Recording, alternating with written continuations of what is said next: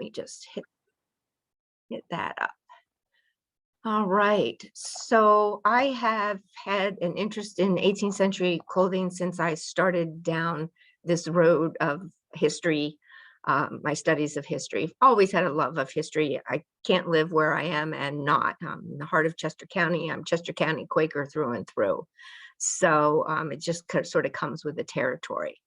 And when I worked at Chadds Ford Historical Society, I got interested in the clothing and was fortunate enough to meet a lot of very knowledgeable people who steered me in the right direction and did a lot of my own research and also constructed garments for myself and for other people as well. I at one point made a whole costume closet for Fort Mifflin and some other places, and some reenactors I've done some work for as well.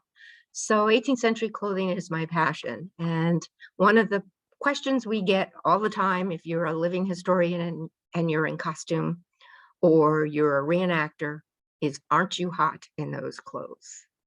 And in fact, the answer is yes, just as hot as you are. But the clothing that we wear serves a dual purpose to help our bodies cool themselves the way our bodies were designed to do so. So let's go ahead and sort of start and look at how people coped with the heat in the 18th century. Okay, let's see if I get this. So the first thing you have to think about is where these people were coming from that were immigrating to Pennsylvania, to Virginia, down North Carolina, South Carolina, Louisiana, where these people were coming from and what the weather was like where they were. So we primarily Europe, Germany, of course, we all know that immigration story, those of you who are familiar with Ephrata Cloister, and of course, the English Quakers and the Welsh Quakers in Pennsylvania as also. And the reason Ephrata is where it is because Pennsylvania was really the only colony at the time of its founding where you could worship as you pleased. It wasn't necessarily a given in the other colonies. So we have this, I did some quick, I've always been on the lookout for more data. And today when I was practicing for this, I actually found some more data. So here is some temperatures for England from 1700 to 1850. And because I'm a historian and not a mathematician, I put a little cheat sheet at the bottom, transferring this, the Celsius to Fahrenheit for you. I think I got that right. I found a website, so I hope I have that right. But you can see the averages, they're all up and down. We've got this really one cold year here in 1740. But things are up and down and are fairly temperate, not like we would, not like what was here. Was the climate here a little, in the colonies, a little bit cooler than it was? Yeah, but Tidewater, Virginia was still probably Tidewater, Virginia. Right, so let's see, why is this not? Okay, so here's the average temps in Germany in 2021, just to give you an idea of current. If you remember a couple years ago, Europe was under this extreme heat wave and people were, it was a mess because they're just not used to it even now, the heat that was there. So again, I have the little cheat sheet there so you can see that and see the equivalents, you know. So this is not our 80, 90 hot and humid that they probably found when they came here. Again, keep in mind, our climate was a little different too. And the one thing you also have to keep in mind is the little ice age is still in effect in the 18th century. It runs from about 1650 to 1850, and it didn't affect the entire globe at the same time. It was sort of a gradual process. So Europe was affected first, according to my research.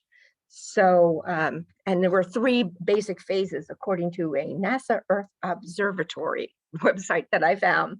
The first phase was at 1650, and the second phase was in 1770, and the third phase was in 1850.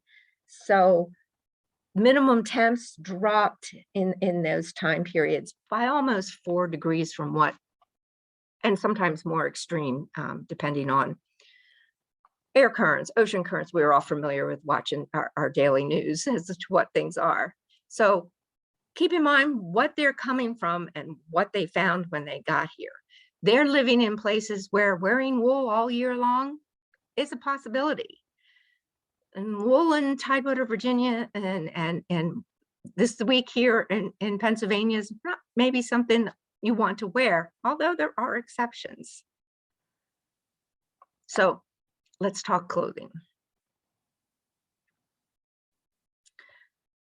Men's clothing, layers. Layers are the key to 18th century clothing. A man will have his shirt. He will have a waistcoat on, what we would think of as a vest, and his breeches. He will have a neckerchief around his neck. The neckerchief can double as a sweat rag in the summer. Also dip it in a bucket of cool water or the stream, and it provides a little bit of cooling for you. And then if he's going on the town, he'll have a hat, a coat, a fancier necktie, if you will, a cravat. You still have the waistcoat, shoes and stockings, and of course the breeches. So layers, layers, layers. If you're working in the field, you're going to strip down to breeches and your shirt, most likely in the hot summer days. But this is what people were used to wearing on a regular basis. Women, layers, again, lots of layers. When I get dressed for community days, those of you familiar with community days, it takes me about 20 minutes to get everything laced up, pinned up, tied on. Most of women's clothing is held up with pins and drawstrings. Buttons are considered more masculine. So if you had a masculine type outfit, like a riding habit, you might have buttons on that, or a jacket styled like a man's jacket. You might have buttons on that. But it's also very convenient because in the 18th century, especially for a married woman, she spent a good deal of her time pregnant or nursing. And it's much easier to move the ties back and forth, move the pins back and forth, than have to adjust for buttons. So it's also very practical. So the first layer of clothing for the woman is going to be the shift. And I should also mention the shirt for the man and the shift for the woman. They are your underwear. Underwear as we know it had not yet been invented. So for the man's shirt, it was very long and you tucked it in around your bottom. When you put on your breeches, same thing with the shift goes down to knee length, sometimes a little bit longer. The next thing that you're going to put on are your stockings and your shoes.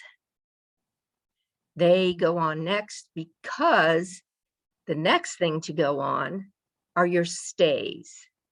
And once you lace up your stays, you're not going to be bending over to tie your shoes. So you have to get your shoes tied before you put your stays on.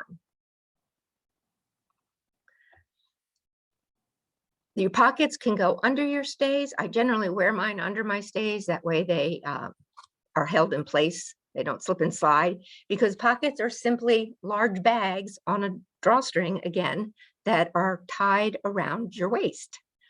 Most of us, I can't see most of you obviously, but a lot of us are of a generation that perhaps we remember the nursery rhyme, Lucy Locket lost her pocket, Kitty Fisher found it, not a penny was there in it, only ribbon round it.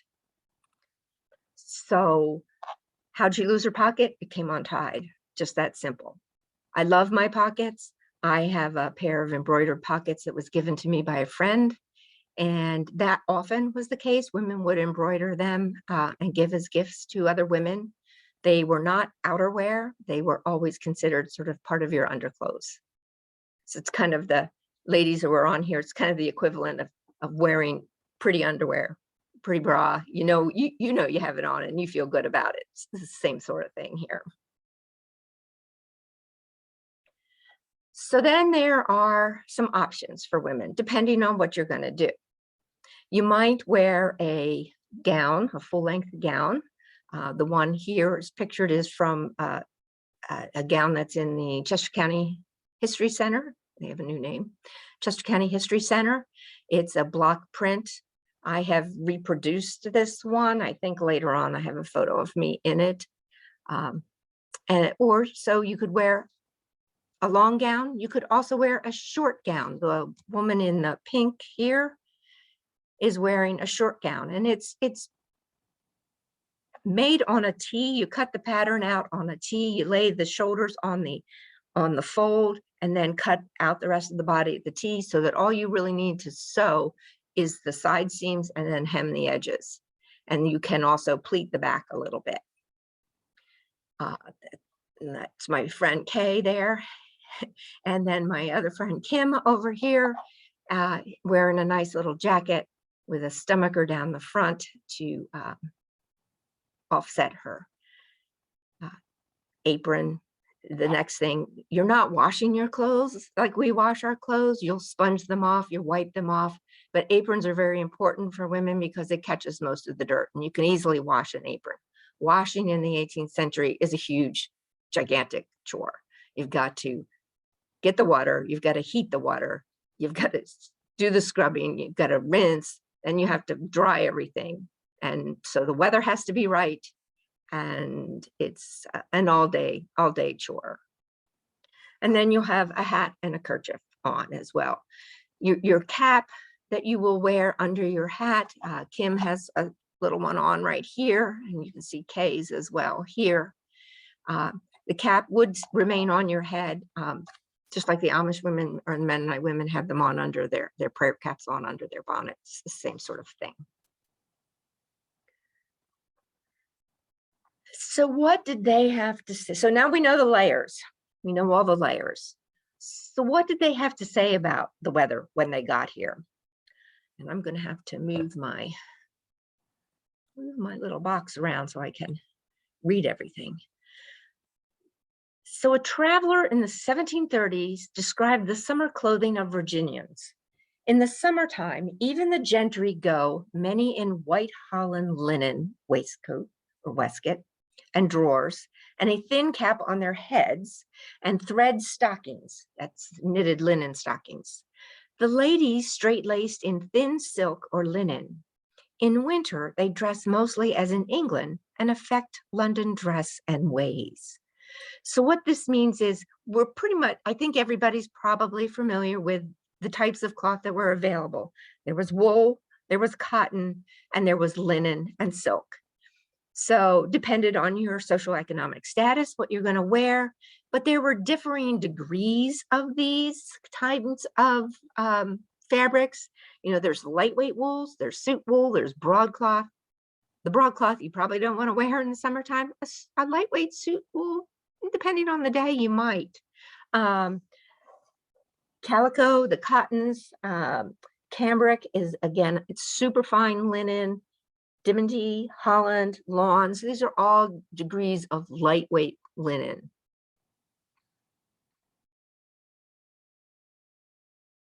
Right? And then we have a young man writing to his brother as to what his wardrobe should be while he was attending William and Mary College in Virginia. Your clothing in the summer must be as thin and light as possible, for the heat is beyond your conception. Your cloth suit unlined may do for the month of May, but after that time, you must wear the thinnest of stuffs that can be made without lining. Some people wear brown holland linen coats with lining, some crepe. You must carry with you a stock of linen waistcoats, made very large and loose, that they mayn't stick to your hide when you perspire. So here, I just love this quote because it really, this is not something that they have ever dealt with, and they're adjusting on the fly as to how to deal with this. One Virginia woman related in her diary, she did not bother to get dressed immediately on a particularly sultry day. That sounds like yesterday. She remained upstairs in only shift and petticoat until after tea. So, the work schedule was adjusted, so they were working more towards the evening when it would be cooler, and in the morning when it would be hotter. So you're going to adjust your work schedule. And even this wonderful full moon that we had last night, they would have been working that night. They used the full moons a lot to do a lot of extra work, especially during planting and harvest time. It's extended the day for them. So let's talk a little bit about the weaves and the fabric choices a little bit. I alluded to this a bit later on. So there's a plain weave, and if you've ever made a pot holder, if you've ever done paper weaving, that's what a plain weave, over, under, over, under, over, under. All weaving is some sort of over, under. It may be in a pattern to achieve a pattern, but that weaving that over, under interlocks both the weft and the warp of the material. A twill weave, think blue jeans, and you can see here the example. It shows you that how it goes over 2, under 1. Give you an idea about that. The different weaves, how you set it up on your loom. A satin weave that would create a pattern like this silk here. So again, it requires some expertise in setting this up. Most patterns like this probably would have been purchased. The plain weaves, the twill weaves, a local weaver could do those for you. They might even be able to do some of this, but I'm not sure how much call it would be out on the farms to have this kind of thing regularly. So the summer weight cloth for the linens, you have the cambric, Holland, lawn, Osnaburg, which is like I said, a linen. The cottons are calico, dimity, muslin, nankeen. Nankeen is a wonderful, wonderful cotton. It's a yellow variety of cotton, and maybe you didn't know this, but cotton used to come in colors. When the Incas and Aztecs were growing cotton, it was different colors. There was a mauve, there was a lavender, and for consistency, we had to play with the genetics of the cotton and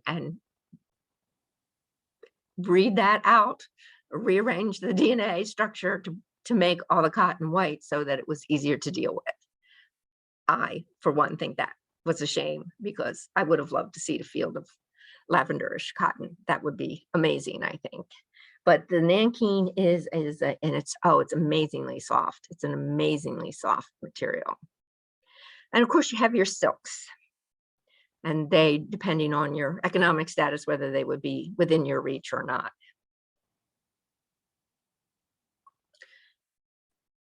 So again, where you live determines what you're going to wear. If you're living in Massachusetts, which is sometimes a little cooler in the summertime, maybe you continue to wear the clothes you wore in Europe. If you move to Louisiana, you are going to adjust your clothing, because heavy wool is not going to cut it. You're going to have to wear the light cottons and the light linens. Maryland and Pennsylvania and New York, kind of temperate. They might get away with some of the light wools depending on the day. Virginia is going to be, well, we saw what the one young man advising his brother said, that the heat is horrible. And even if you read accounts from Jamestown, that they talk about how hot it is. So it's just something they were not used to dealing with.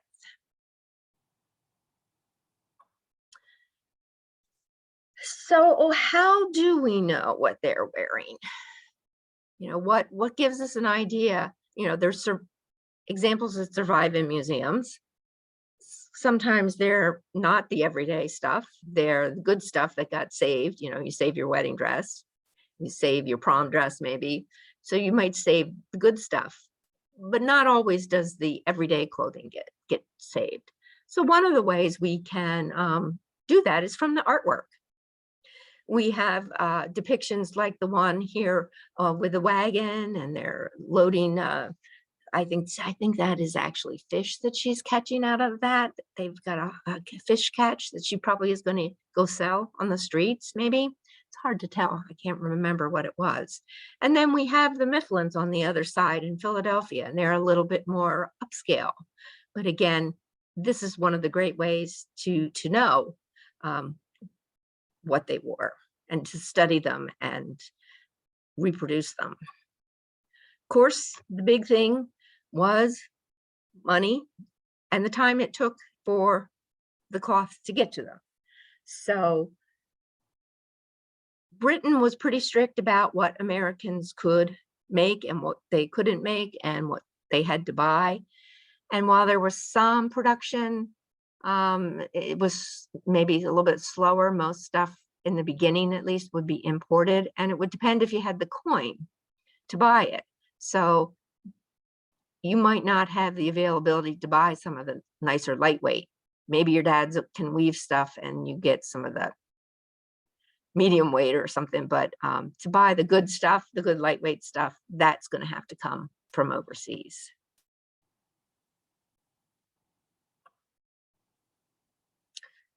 I'm going to stop at this point. Like I said, since we have a small group, if someone has a question, you could unmute yourself and ask. We have a small group, we can be a little more informal.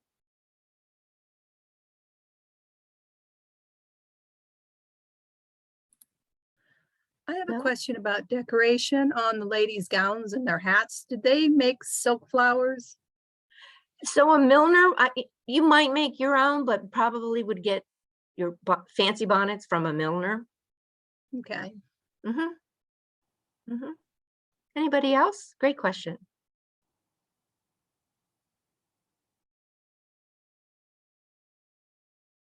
Okay, well, we'll keep going here. Another way we know are advertisements, what the shops are advertising.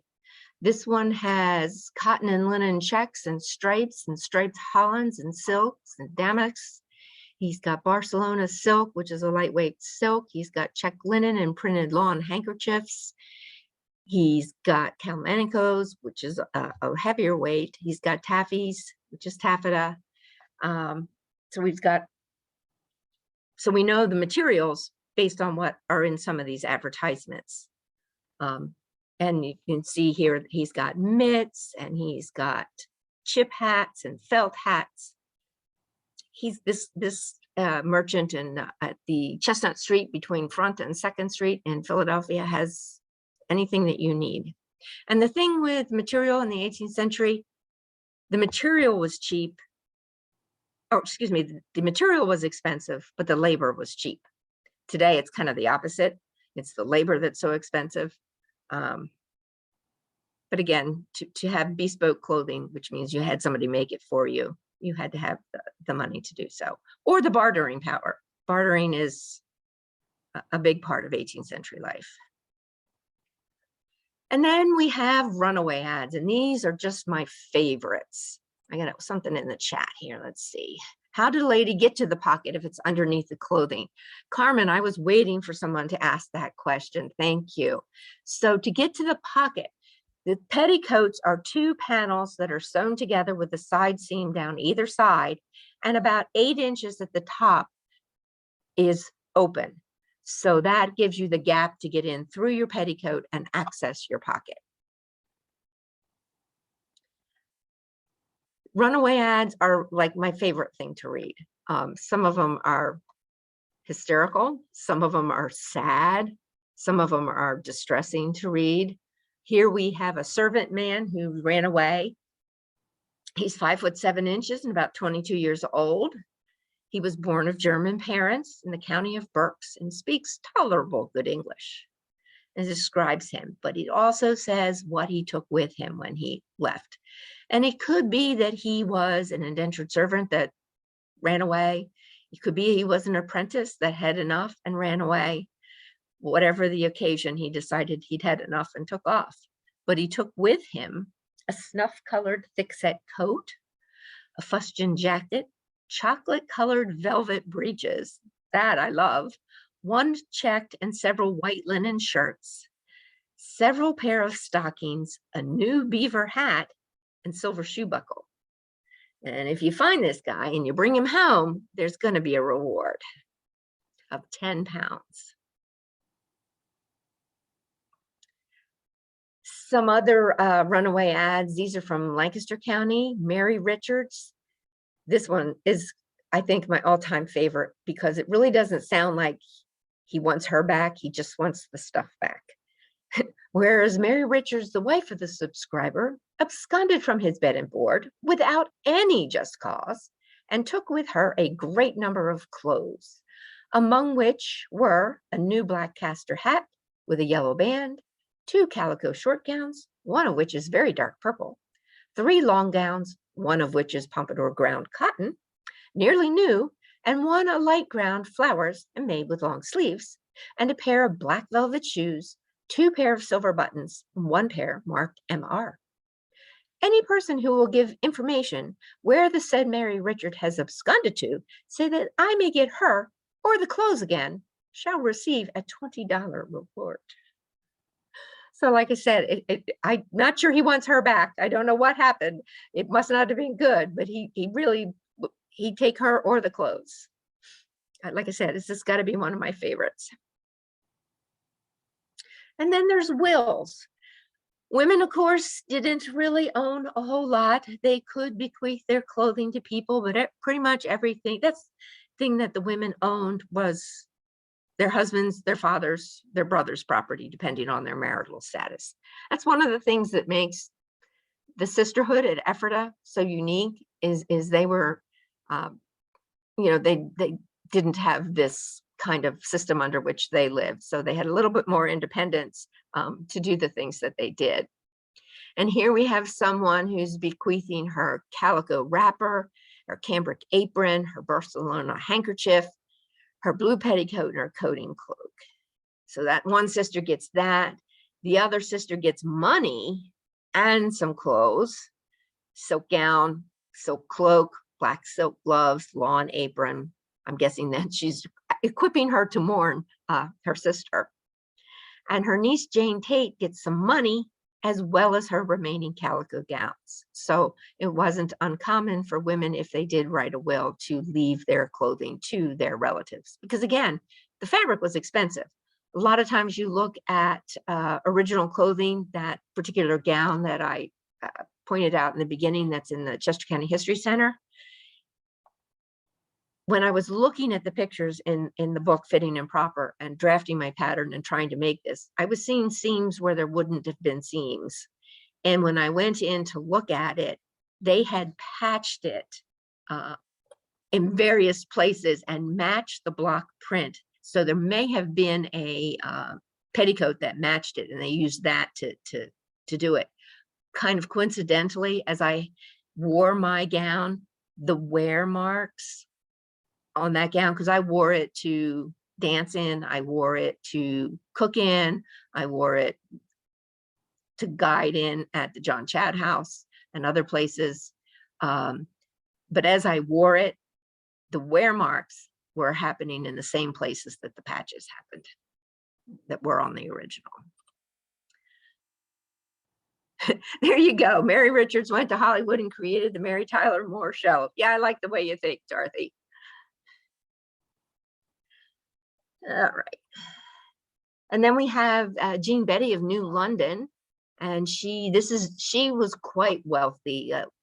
She was a widow. And so she had quite a bit to dispose of. This is just her clothing. So you can, I'm not going to read through all of this. You can take a look, but it's quite she's got flannel petticoat, warm weather stuff, hot weather stuff, in between stuff. It's quite extensive inventory that she has from her estate. Here's an inventory of, I believe this is Lancaster or Berks. So he's got it, and this is valued in pounds, shillings, pence. I should mention that. So he's got 4 petticoats. So that means he's got women in his family, and their petticoats are being counted as part of his inventory. Down here in Chad's Ford at the Barnes Britton house, William Barnes's wife, when he died, they had what's called a vendu, think auction, and she actually had to borrow money from a friend to buy her spinning wheel and some of her children's clothes and her clothes back during the vendu. So yeah, it was a different world. He's got jackets, stockings, he's got short gowns, he's got men's shirts, he's got 4 more petticoats, he's got aprons and handkerchiefs. So he either has a store or he has women in his household, but I'd be willing to bet it's just the women in the household.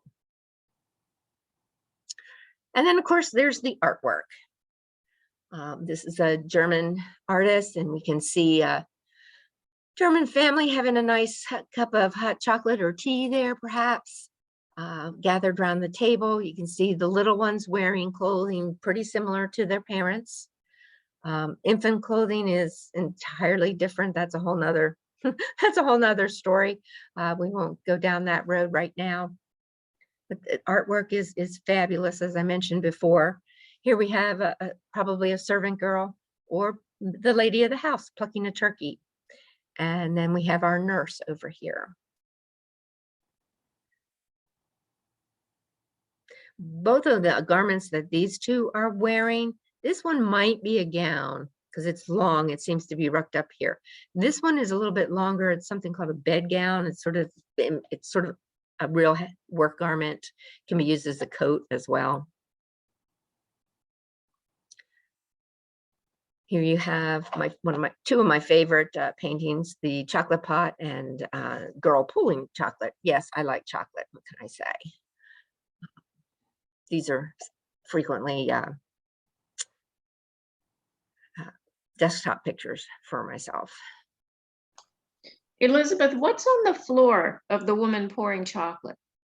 That is probably a floor cloth, a painted floor cloth. Could be a rug. Could be a rug. No, I'm sorry. The little brown thing, not the floor. What is that? Yes. That's most likely a foot warmer. Oh, there'd be like a candle or something in there? Hot coals. Hot coals. Okay. Okay. Keep your toes toasty. Okay. I like that. I want one. And then just to give you some gentlemen here, we have our fancy here, Theodore Atkinson. He's wearing his little fancy waistcoat. It's a little bit earlier. The length of the waistcoats changes over the course of the 18th century from a longer to a shorter one.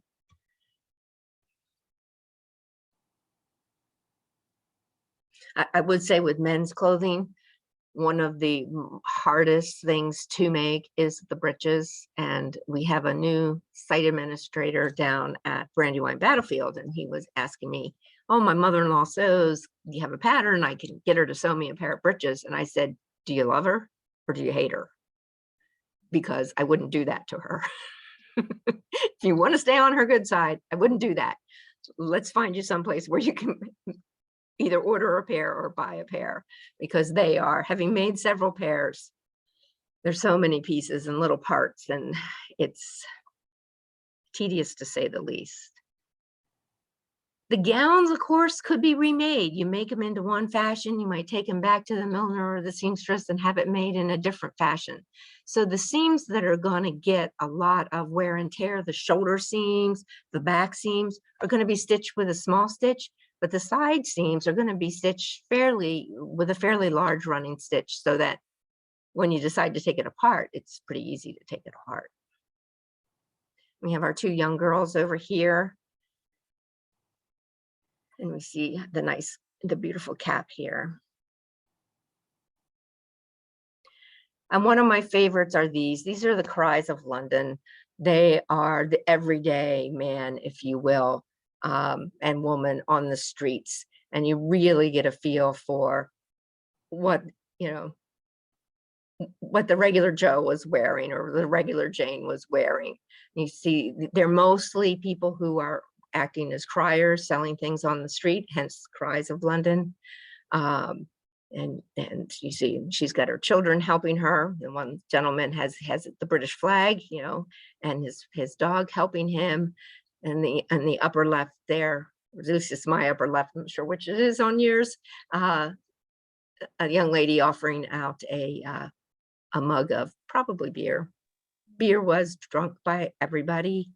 They knew that water made you sick. They didn't know exactly, they didn't know about germs, so they didn't quite understand the water was bad because you put it next to the well next to the outhouse, or the outhouse next to the well. That they knew that if you processed the water, beer, tea, that then it was safe to consume. And even children, I should add, drank something, sort of a near beer. And cider, of course, was a big one. Let's see, I got another question. Here's Karen. She hates making breeches too. Yeah, not for the faint of heart. Find somebody to do it. That's my motto, Karen. May I ask a question, please? Surely. Okay, looking at the center photo, Mhm. at the lady's dress, at the pink, it is one length, kind of So- short. And then you look up there on the right-hand side, and their dress seems to be down to the floor, ground. What would be the difference between the length of the hems? So what you're doing, are you the lady of the house or are you the servant? I see. Okay. If you are moving around, climbing stairs, cooking the fire, your petticoats and your gowns are going to be shorter, or you're going to ruck them up while you're working. If you're not necessarily doing any working chores, your gown might be a little bit longer. Now, the exception to that would be if you are going to a formal dance, your dance gowns are not going to be touching the floor, because the dance moves, if you step on your skirt, you're going to be in trouble. So fancy dance dresses tend to be a little bit shorter too, just so that you can maneuver the dance steps. Thank you.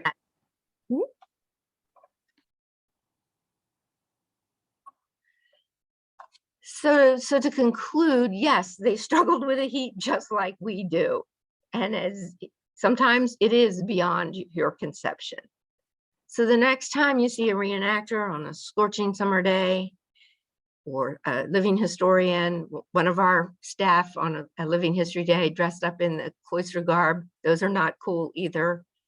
Or me or somebody else in civilian clothes rather than cloister clothes. Yeah, we're probably just as hot as you are.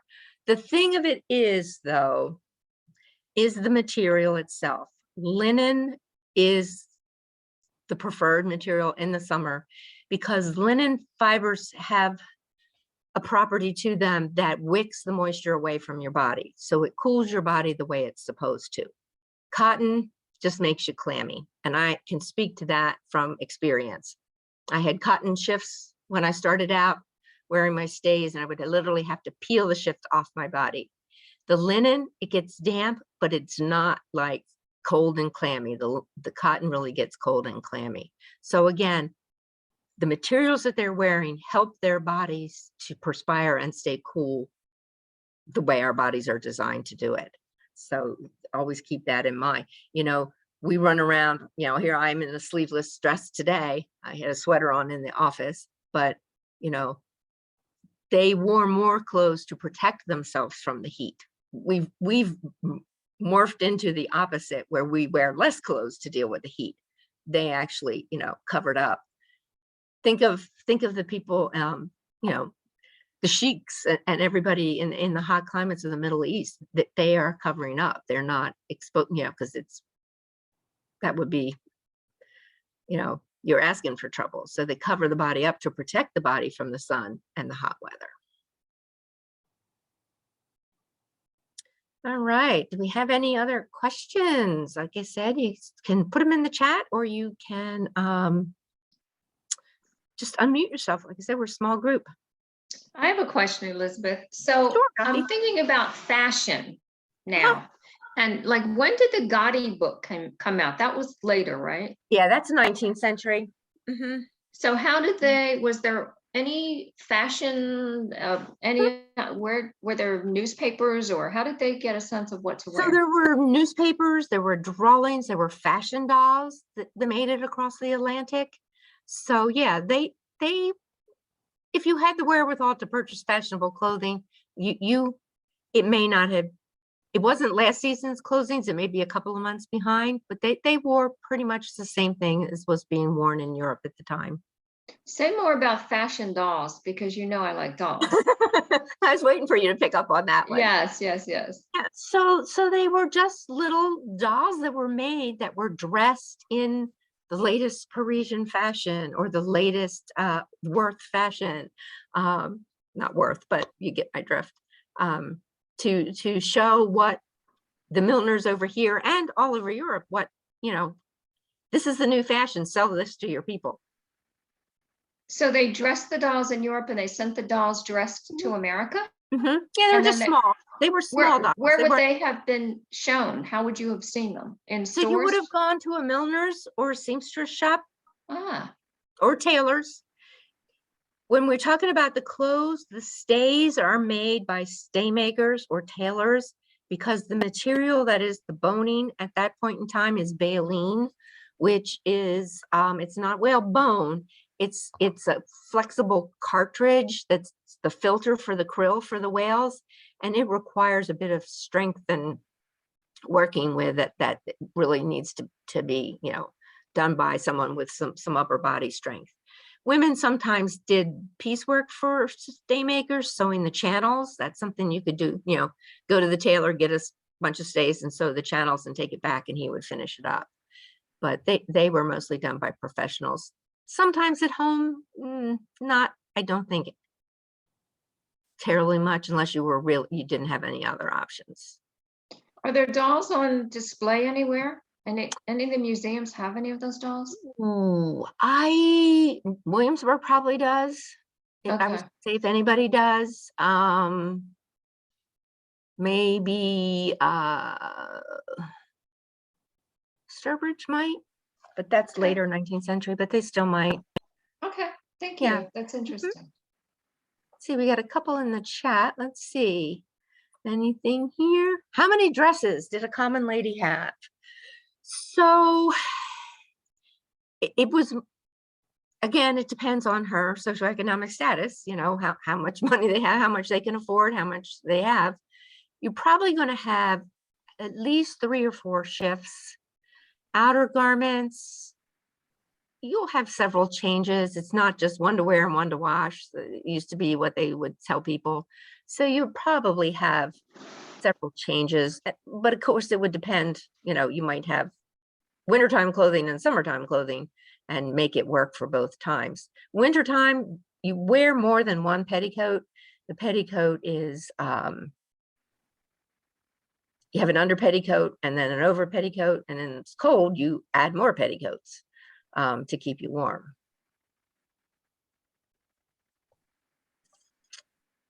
All right.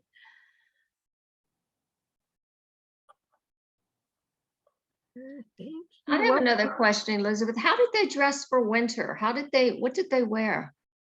So multiple layers, wool, lots of broadcloth.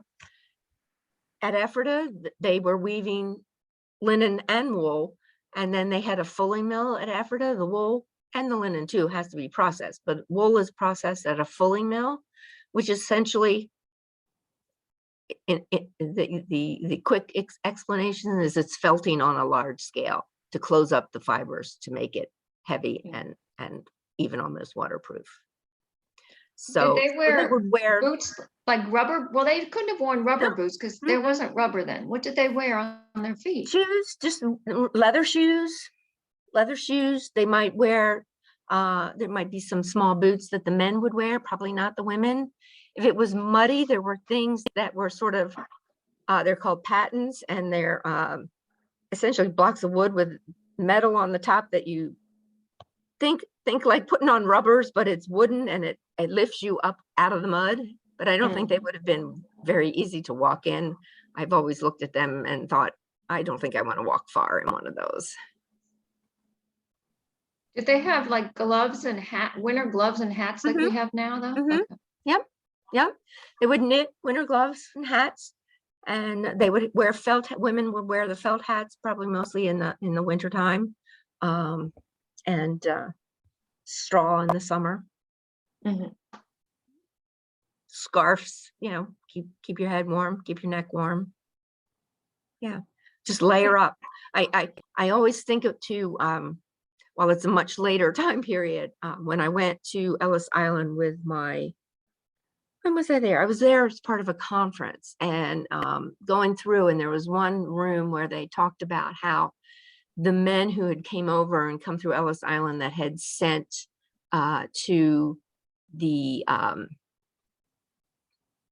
sent back to Europe for their wives, they were used to seeing the women walking on the streets of New York and other places here. And so they would send for their wives, and these women would get off the boats and they'd think, oh my gosh, no. So they actually had a section of Ellis Island where they did makeovers on the women. Oh my goodness. Yes. I mean, like I said, it's much later time period, you know, much beyond the 18th century, but they had sort of a makeover room, cut their hair a little bit and give, you know, one lady, there was a thing, and one lady was wearing, because, you know, you wore everything when you came, you didn't pack it, you just wore it. She had 8 petticoats on. Can you imagine how heavy goodness. that was? Oh my goodness. Wow. So Mike wants to know about the garb doing at the cloister. So that's sort of totally different. It's based on religious habits in Europe, as far as we know, probably Capuchin monks. They were probably wearing wool in the winter and linen in the summer. I suspect the sisters probably wore a shift underneath and maybe even stays, just because of the work they were doing. Stays are not necessarily a restrictive garment. We think Scarlett O'Hara and the 17-inch waist, that wasn't the purpose of stays, that they are a back support. So when you're sitting on a stool all day spinning, you're grateful you have those stays on. So I do think maybe the sisters were wearing some stays under their habits. But the whole purpose of the habits was to disguise the human form and make them all look the same. The brothers working in the fields, Michael and I have talked about this a little bit, and they probably were wearing small clothes, breeches and shirts, just because we can't imagine them working in the field with the white robes on. Yeah, so, you know, you have all the pieces, so you're hiding everything and everybody looks the same, because really standing out and being unique was not necessarily the role of the cloister, except maybe Conrad. I know a little bit about the fashion dolls. I researched them at one point, and they were called Pandoras, Yes. Oh, and they were usually made out of wood. Sometimes they had glass eyes and usually had human hair, and they were not very big in general, but sometimes they would actually make big ones. Like I think like the king in France had one made life size, and they would dress it up. I think Marie Antoinette had one also done life size. And sometimes if you're a wealthy person, you might have one made up for you too. And they had the little red dots usually on their cheeks, like the makeup that the people wore at the time. So they were kind of very popular, actually, because it was a very realistic way to see what the fashions were and how the clothing were made. So they were very common, actually. Yeah. can you recommend a book or something that has that information? I actually found the information online, and yeah, there are some books. I don't have that information with me right now, but I don't think it'd be hard to find. I would just Google like fashion dolls from the 18th, 19th century or something like that. Because I don't have that information with me right now. I have it in my old presentations I used to give. Great, thank you. Too long ago, but I thought I actually have a modern one that I sometimes take when I'm talking clothing. I have one to make, and I just never have gotten around to doing it. She's not wood. She's porcelain, I think she is. All right. Well, thank you all for joining us tonight. Appreciate you hanging in there with us. I think we'll let you go to get your ice cream now. Are we meeting next month? Yes, we will have a presentation next month. I will send out the information a little bit sooner, hopefully, than I did this month, because I was on vacation last week. So I didn't get it out with trying to get everything else done that I was trying to do before vacation. So thank you all for joining us. Thank you. Enjoy your ice cream. We'll see you next month, everyone.